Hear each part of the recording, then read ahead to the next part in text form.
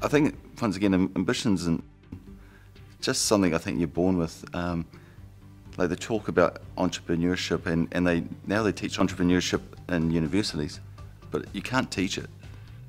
It's something you're either born with or you're not. When I came back from overseas and I was working for someone else in another coffee company, and I was going in and out of cafes, and I just knew that I could do it a lot better. I wasn't really impressed with what was out there in the market. And also I knew that I couldn't work for someone else for much longer. So I just knew I had to go off and do my own thing. I'm a big fan of the old proverb that success is a journey, not a destination. Success in our business is if people are happy, if our customers are happy, if our staff are happy, if our shareholders are happy, that to me is success. It's not a monetary goal, it's basically the journey has got to be successful. Biggest challenge I think for us especially, but I think for any company as it grows, is maintaining that company culture.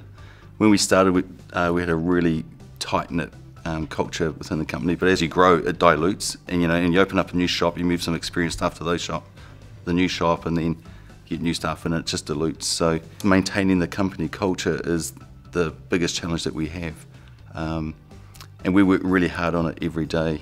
One of my roles as the leader of Mojo was actually knowing people's names. There's 250 staff, but I can go around to any of our shops and know every person's name, and it's a really important part of actually getting them to be accepted or feel accepted in the company, which helps the culture. I think for most New Zealand companies, the biggest challenge is getting capital to grow. The expertise is here, the knowledge is here, but the actual capital to grow is a bit harder for small companies to find. And also the population. New Zealand's a small country, so to grow large you need to go offshore. We've got 3 shops in Japan, and going to Japan and setting up a coffee shop and the product, that's the easy part. It's transferring the culture, especially the New Zealand working culture and the coffee culture to Japan. That's the most difficult challenge, and that'll be the same for any market we're going to. When I started, there was about 120, 130 coffee roasters in New Zealand. Now there's over 400. So the competition is definitely there. For us, the best thing we can do is just carry on doing what we do every day and do it really, really well.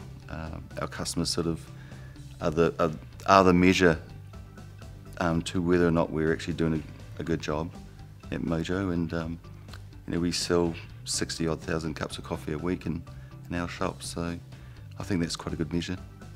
I didn't have a plan to open up 30 shops in New Zealand, but we were always in a position where if an opportunity came along we could do it, or adapt the company so we could take on another opportunity, and Japan's kind of like that as well.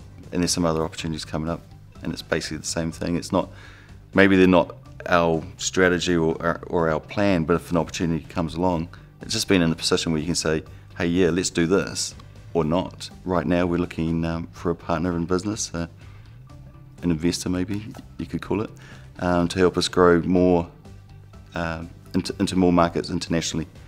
So yeah, so the future for us I think is offshore.